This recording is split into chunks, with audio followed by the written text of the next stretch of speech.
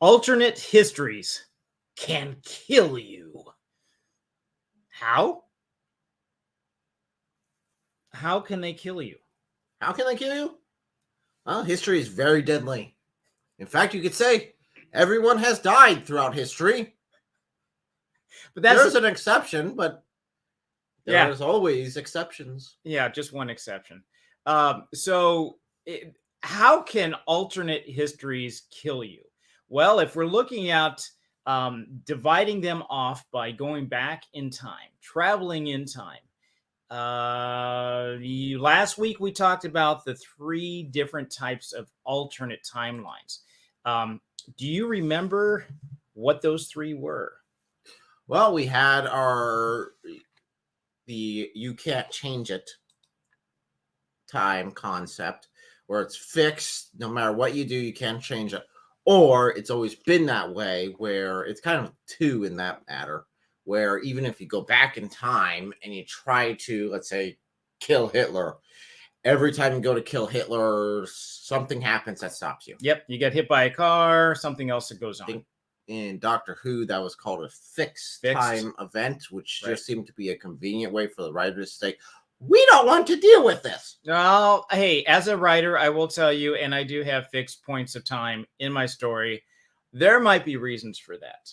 Okay. In Doctor Who, it was, we don't want to deal with that. It was pretty obvious. That's true. But this is actually what historical, and if we change it, we have a problem. Yeah. So we're going to just give it this bulletproof armor, this plot armor on a historical event. Okay, so that's number 1, fixed time. The second one would be dynamic timeline. What happens in that?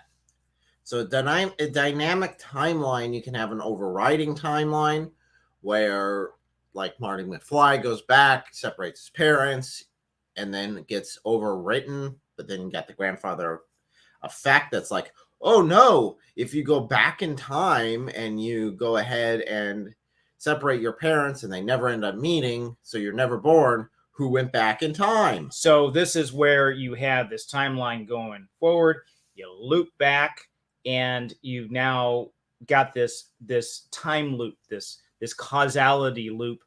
You're dead, you're not, if you were dead, you couldn't go back in time. You were alive, you go back in time, you kill yourself. What the grandfather effect? Yeah, a lot of times, this is where a lot of science fiction really breaks their own rules. Yeah, because they'll have, sometimes it'll affect some things, but not other things, and it's never explained why it doesn't affect the other things. Right. So, because it's such a dangerous such a dangerous concept, it gets a little. But you get some really fun stories out of that. And then the last one is this multiverse concept, where you split off alternate timelines, and that's what we're talking about here.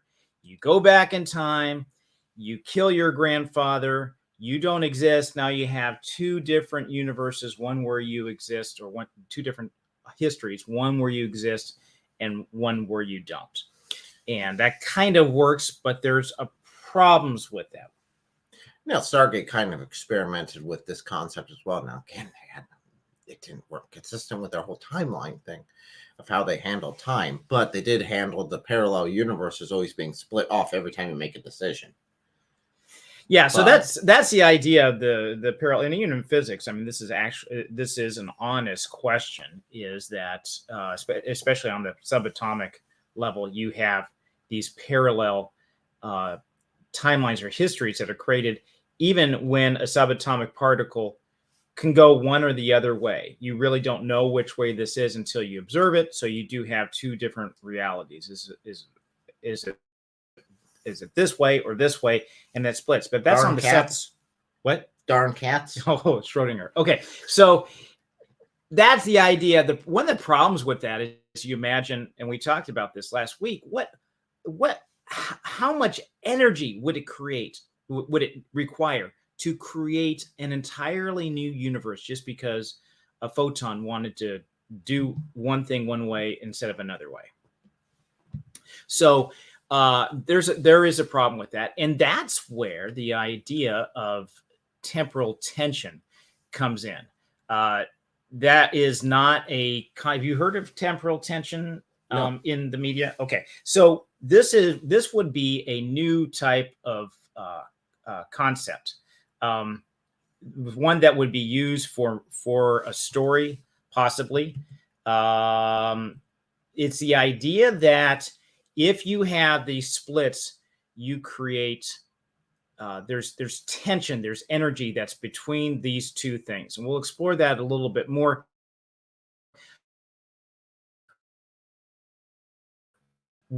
Concept where you're splitting like this, with you have two different universes that are spawned with an event that happens, like a time travel type event. Well, there are multiple issues with this. First of all, which one is the main branch, I guess you would call it, where you have the way time should have been? What qualifies that? Is it because you went back in time that becomes the main branch? That's the history that should happen? Or is the way before you interfered with time the true way it should have happened? And then you got the whole spiritual aspect of it, again, from a Christian perspective, where, okay, do you have two souls now? Oh, man, that's a big that one. Are now going for be judged for their own eternity. Yeah. Side A, say, you part A on the original timeline, before the time was altered, become a Christian, get saved, die, enter into heaven. Well, now part, B option of yourself, let's say, doesn't. Yeah. At the end of time, you would enter, that one would enter into hell. So now, did you just create, as a time traveler, are you basically like a god who's created an entire universe with you duplicated everybody? Everybody has like a double, if that were the case. That's huge. Double? No, I'm not talking about doubles. I'm talking about quadruples, quadrillions. Quadrillions. That's so not a real word. Many. There's so many. Okay. So, I hadn't think of the number off the top. Google. It's a Google number. It's a Googleplex. It's a Googleplex. So we're going to look a little bit at temporal tension, dive into that a little bit. What is this that's going on? What do we have? Well, if you were to, the idea of temporal tension is that if you create a rift, whenever you go back in time, you spawn an alternate timeline. And when history splits like this, it creates ripples in space-time called rifts. So it's the energy that is distributed when you create a new universe that is encapsulated in these rifts. The size of the rift is directly proportional to the change that has been made. So when you look at these rifts, so I've gone back in time, I've created an alternate timeline, and there's ripple effects that come off of this. That's the idea. So there's going to be problems with this, more than just having somebody, more than just I've created an entire new group of people, whole souls, everybody in the universe, not only human beings, but whatever aliens are. Yeah, so you don't even have side A, side B of you, because you went back in time and made that split. You have side A and side B of everyone. Everybody in the entire universe. That's a lot of people. That is. So now you have these rifts that have gone through. It's like going back in time. If I were to take a paper clip, for example, and I were to take this paper clip off the desk, go back in time, I take this paper clip off. I have created one timeline with the desk that has the paper clip and one timeline with a desk that does not have the paper clip. Okay. Is that really going to make much of a difference? I'll come in here and I'll look around, and unless I really need that paper clip, I'm not going to know. And the two parallel timelines that are there are going to look very much the same. One with a paper clip, one without. Who cares? Right? So I've got this paper clip, right? Well, what would matter more is the fact that it's not a paper clip. I couldn't find a paper clip this morning. So this, you want to say baby pin at me? This is a paper clip. This is a paperclip. What parallel world are you from? What parallel history? There are 4 lights. There are not 4 lights. This is a paperclip. But if I went back in time, actually, there were 4 lights. It was 5 lights. Yeah, that's right. That's right. Okay, so if I went back in time and I grabbed my computer and brought it out, or I stole the computer from someone else, right, and take it off the desk, well, that's going to make a whole lot of difference, more difference than somebody taking the safety pin, right, the paper clip that's here. They're going to take. Well, that depends on what that paper clip / safety pin was to do in the future. It does. It's just like some small little thing. Who cares? But if you take something that does make a difference, well, then those 2 parallel histories are going to look different. Yes. Okay. So the amount of difference between that can be looked at as an energy level between those 2. So you have these 2. You have rifts. Well, then what comes out of these rifts? Temporal tension. Rifts cause temporal tension. Just as opposite magnets, magnetic poles pull together, so do events under temporal tension. You have one end you have one timeline on top with the paperclip, one without, and because there is this tension between the 2, they tend to pull back together. It's like a rubber band that's being pulled. The energy, the further you get pulled away, the more energy you have. Rifts retain the energy used to create them. This potential energy acts as a force to pull events back into place. And the tendency to pull the divergent timelines back together, that is called the temporal tension. So you got this split, but then it just like a rubber band effect tends to go back in. The smaller the rift, it's just a paper clip. Who cares? Here's an example. If it's just a paper clip, then those 2 histories are going to look so much alike. There's no difference between them. They can snap back together. Yeah. Right. But if it's something like I went back in time and I killed somebody famous, well, then you're going to have a big difference between those 2 histories. And so that's bigger energy between them. So far, so good? Yeah, unless that paperclip was used to, like hold together national secrets that got leaked, and now you have Watergate. Well, that's true. But because you took a stupid paperclip that was a safety pin. Yes, it was my favorite. But this temporal tension then is what we're looking at. You got these two timelines that pull apart, and you got tension between them. So superposition is when the temporal tension pulls the divergent timelines back together. The energy state returns to 0. So I've got these 2 paperclip, no big deal. They separate, they come back together. This actually happens not with time, but with matter and energy, with quantum physics, that you have subatomic particles that are virtual particles are created and destroyed back together. And you have the principle of superposition acts in that. I'm just applying it to time. Temporal superposition is like quantum superposition, except it's more timey-wimey. More timey-wimey? More timey-wimey. Definitely more messy. You can consider temporal superposition as a kind of cosmic healing. You split these apart, and they're coming back together. So it's time, space-time tends to mend itself for this tension that is there. It splits apart and comes back together. But it also depends on how different those 2 timelines are. The time required for the self-mending is directly proportional to the size of the rift. That means how different these 2 are together, right? If you have paperclip versus computer versus killing somebody important, we're all important, but, important in regards to history, somebody that makes a bigger impact than someone else. Over time, histories will eventually come back together on their own. So the idea is that you would have, if someone takes my paperclip, it superposition, it snaps back together in practically no time at all. Who cares? They're both the same. If someone takes my computer, it might cause big problems. I might have to get another one. Financial repercussions. It might trickle all the way through for the next 3 generations in some way.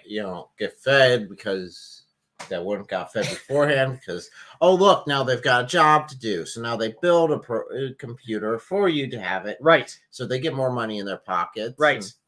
Right. Cascade effect. It just snowballs from one to the other. So there's a possibility this will trickle on throughout, to the end of time, someone stealing the computer.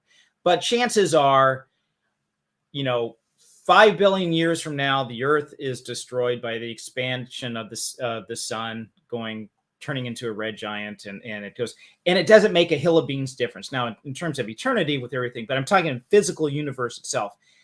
If I'm on some planet, Nikubiku, in the cinematic galaxy, 14 billion light years away, does it make a difference that my computer was just taken? No. Does it make a difference that time, our human history, had diverged at that point, and then some people our 2 generations have changed? No. It's not going to make a difference to them at all. So those 2 ways, and that collapses. Now, it's a much bigger difference than a paperclip, but it collapses. And the same thing can be said for someone that is in history, right? Someone famous in history. It really depends. Depends on what? Depends on Space Hitler. Which is then created because his computer was stolen. Actually, no, it was created because there was a paperclip stolen. Can you ever have a theory of time travel without Hitler being involved in some way? Why? Because the funniest movies are that's true. Everybody goes straight for the silly throat. Wow. Is that one way to say proving that time travel doesn't exist because Hitler was in history? I mean, Stephen Hawking did this experiment, and he said, okay, if there is time travel in the future, I want you to meet me here at a certain time. No one showed up, and he said, okay, therefore there's no time travel. But I think a better experiment would be to say, look, every morning, wake up, look at your history books. Is Hitler still in there? Yes. Okay, no time travel. You're fine. And then move on. So, some idiot didn't steal it in the time machine and go back. That's the only proof there. That's true too. Oh, there's a movie we got to do a review on Space Hitler. It's hilarious. Okay. Riding dinosaurs. You're kidding me. No. Is this like Nazis on the moon? Yes. Oh, geez. This is like super, super B. I've just seen clips of it. No actual obligation. We don't have any B movies on the docket. We need to do a B movie. We need to do sci-fi. You know what we do? Super We should. I don't think we could do this because of copyright strike, but we should do. Remember that Sci-Fi Theater? They had little guys with silhouettes on the bottom. That would be funny. That would be funny. But we're really taking their stuff, so we shouldn't do that. But it still would be classified as fair use. But yeah, it's on board. It's their shtick, though. I don't want to take their shtick, but it'd be fun. It'd be fun to do. It's always fun to mock something that's totally mockable. So we have temporal superposition. Over time, histories will eventually come back on their own. Maybe it'll take a long time, but eventually they would. It'd be indistinguishable between the 2. So,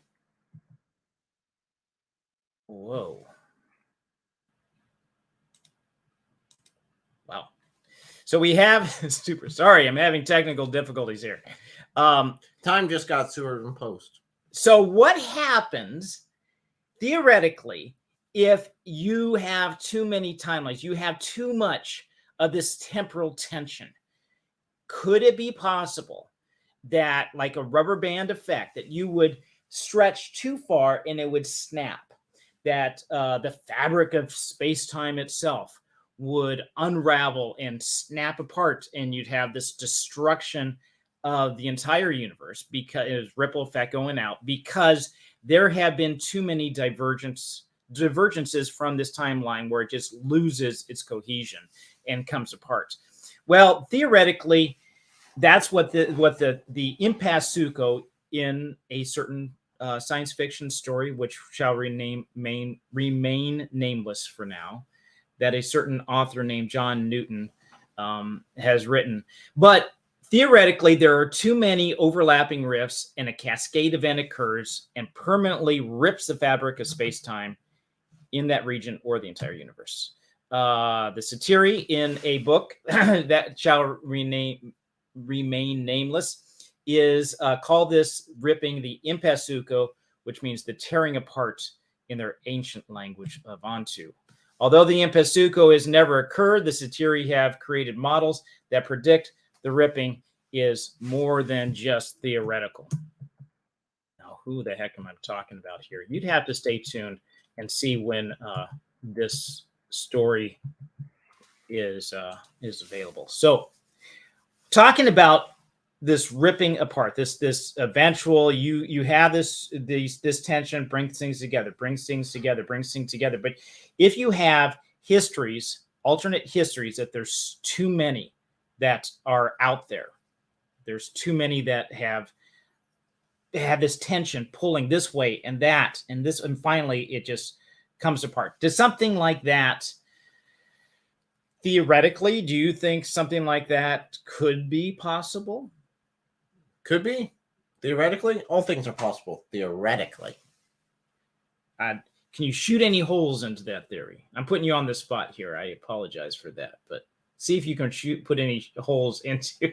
If you go with the assumption that the branching theory of time travel is correct and that time travel can exist, because both of those would have to exist in order to even explore this concept, why not at that point? Okay. Because you have to go with those assumptions. If either one of those assumptions are not correct, then the theory is kind of useless. Okay. So that would pull it apart. Anyway, good fodder for a story. Just like this is a Friday, we're just kind of throwing things around a little bit, bantering about possibility of different types of time travel and what would happen in the repercussions of the multiverse concept. So on Monday, we're going to be looking at a movie and doing a review on that, the Atom Project. What happens when you talk to yourself in the past? No, talking to yourself is not looked on as a good thing, but right. This brings it to a whole nother level. Yeah. So we're going to take it's a more recent movie. We're going to explore that and some of the, maybe pull out some of the concepts that would be Christian, or basically some of the theological ideas that might be in the story. So you can say, hey, did you see that movie? And maybe talk to somebody about it, or maybe consider some of these aspects yourself. Is there anything else you want to add? No. All right. Well, it's been a good coffee. It's been kind of a fun Friday, and I look forward to more of these in the future with you.